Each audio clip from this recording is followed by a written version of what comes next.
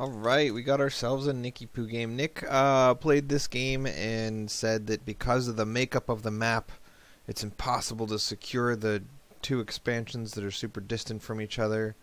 And what am I supposed to do? And obviously from watching Xenocider or DeMuslim play on this map, usually there's a double PF here and the army sits here pushing down, or there's a double PF here and the army sits here pushing down. So I assume that the problem is that you needed like 5 PFs on one side or the other, but who knows? I haven't seen the game yet, so I'm watching it. It looks like you open 4 racks, but no, 3 racks with a reactor, and this is, okay, 310, this is the DeMuslim 10-minute stim combat shields push. I assume there's going to be a tech lab coming over here. Single gas geyser for a long time to give you the highest possible mineral income in the universe, which allows for like a 10-minute $3,200 push along with a third command center. Pretty neat. There's a TvT push that ends up with 3,200 at 10 minutes of 3 command centers as well. So I don't know why that came into mind, but it just did.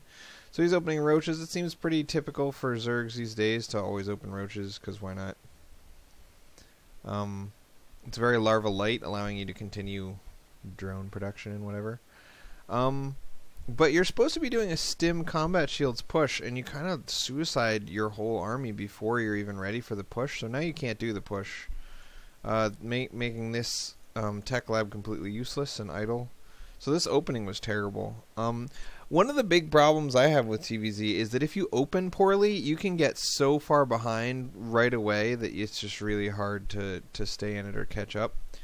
And your only hope of catching up once you open really poorly is to split the map and just defend all game long. Because you can't really push into a Zerg who has more money than you. At least I can't.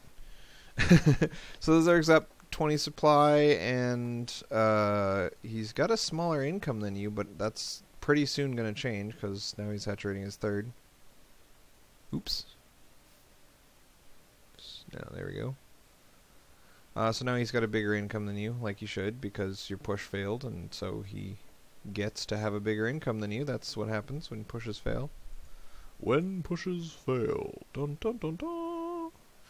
So your army scares him into producing a bunch of army of his own, but at this point he's saturated 3 bases. He's totally fine with constantly making nothing but army.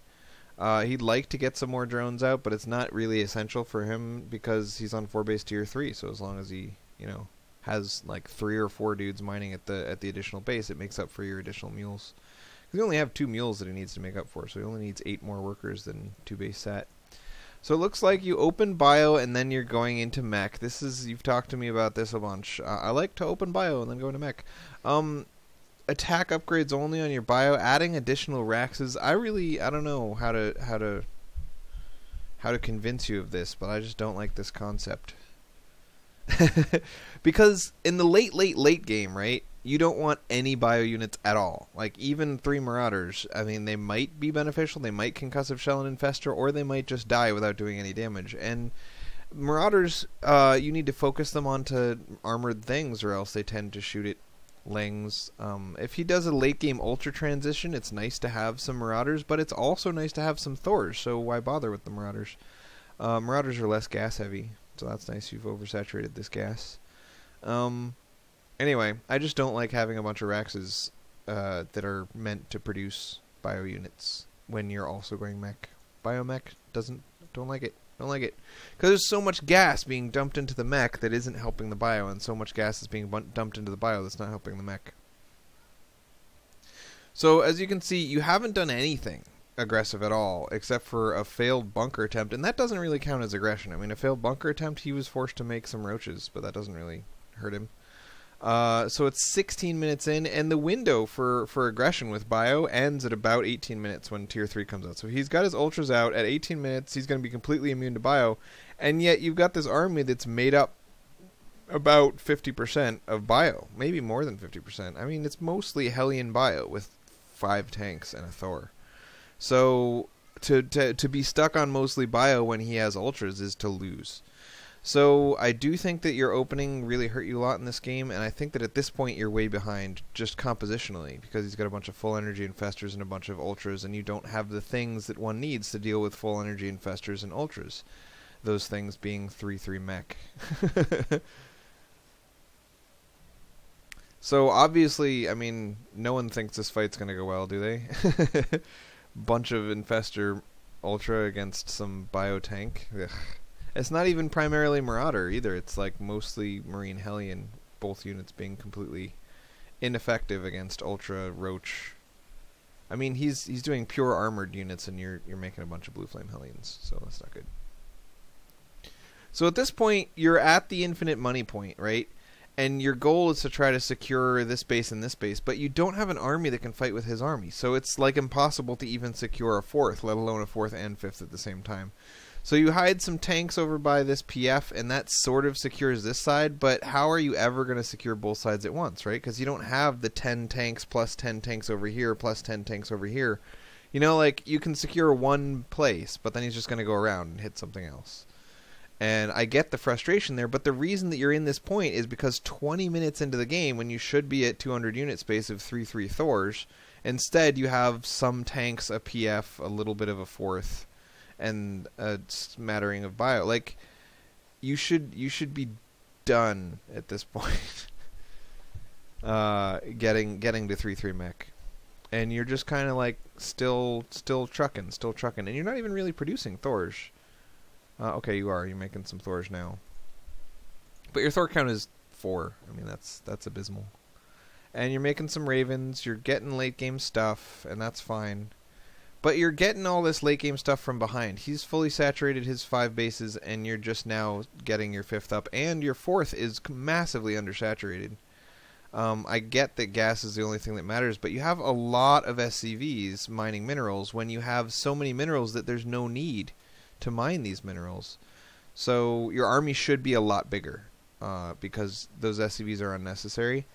And you should have a bunch of orbitals. So you could probably fit 5 orbitals here behind this depot wall, and you could fit 2 orbitals over here, and probably 4 or 5 PFs over there. So like we anticipated, right? You're at 200U, but your 200U includes 81 workers, so it's kind of a weak ass 200U. Plus, it's primarily siege tank based. Like this, look at your army size. This is an 8K army. Your Doom army should be about 12K. I mean, this is very small for a Doom army because it's not a Doom army. It has a lot of Marines, Marauders, SCVs, and Hellions in it, all of which are $50 per unit space, so they don't really count as Doom units. I also don't think 3/3 is not done for you mech wise. Your 3/3 mech upgrades should finish at 19 minutes. So obviously he comes over and knocks us down, and you're right to feel powerless against that. What could you have done against that many ultras without your army present? But yet this base didn't feel powerless, right? With all these tanks standing there, you didn't feel powerless against the ultras with that. And that's the problem. A siege tank based army, man, you're not going to be able to put it in 2 places at once. So yes, you're not going to be able to defend these 2 disparate bases. So you definitely make the right move. His Doom army shows up, so you knock down a base over here and drop over here, and that's a great move and everything. But you're just kind of killing time, and you're not working towards an army capable of killing his army in a mobile way. So in order to get an army that's capable of killing his army, you need less workers. It's just, you need less workers. He's only got 68, yet you've got 80, yet you have mules. You should have less workers than him, not more. And I don't know, I'm not a huge fan of siege tanks, but you know, that's a personal preference sort of thing, so it's fine to have siege tanks, but you never want more than, I mean, okay, I've heard Xenocider and I've heard the Muslims say in the late game you never want more than like 8 siege tanks, because if he goes Broodlords, then all those siege tanks are suddenly useless. Also, these Marines are obviously not helping anything, and these Marauders, well, I mean, they're good. Marauders are great against Ultras. They're not good on a unit space versus unit space basis. They're good when you're being constantly aggressive and constantly suiciding your crap. They're good in that scenario. Like, but if you're trying for this passive defensive mech Doom army, then Marauders do not fit into that composition whatsoever. And it's hard to say that because you see infestors and roaches and ultras are all very susceptible to marauders, sure, but no, they just take too much unit space. Like compare a marauder to a thor. Like marauders and thors are both great against infestors, great against ultras, and great against queens. But thors are just so much more expensive per unit space, and therefore better per unit space, that you shouldn't want marauders when you could have thors instead. So you're still up at 74. What are they called? Workers. Way too many workers. And again, you're not mobile enough to defend both sides of the map. A pure Thor army is actually quite mobile. If you put 4 PFs on the right, 4 PFs on the left, and then attack him with your Thors, you're going to be able to retreat in time to save a base. He might knock down 2 PFs, but he's not going to knock down 4 in the time it takes for your army to get there. This is always a big problem. If you hotkey your ravens with your army, then they're going to get fungled and killed by these things. And that happens to me more than it happens to you, so it's not like I need to tell you, but, you know. So yeah, this composition of his, very mobile and very good against your composition, but very bad against pure Thor Raven. Like, very bad. Obviously, dollar for dollar, Thors just stomp the piss out of ultras. And you've got so many siege tanks and marines and marauders and SCVs that you never are able to build up an army big enough. But look at his army. It's only... This is what? Math time, right? 12... 13? He's got a 13,000 army. You should have a 12,000 army. You should be able to beat his army. If both armies with no buildings involved just go head to head, you should win. Because you're Terran and you can make mules and you don't need to have as many workers as he needs to have. So you never get to a Doom army point, at least not so far. And that's why you feel powerless, because he can go anywhere he wants and you can't kill his army unless you're standing next to a PF. And so you keep doing this thing where he hits your base, so you knock down his base. He hits your base, so you knock down his base. But if you're never in a position to beat his army, then it doesn't... I mean, you're just delaying the inevitable. Like, you never suicide off the workers you need to get a composition. You never suicide off the bio that you need to get a composition that will work against him. So, and it's PDD... what are they called? PDD Seeker Missile time, right? So your army is caught.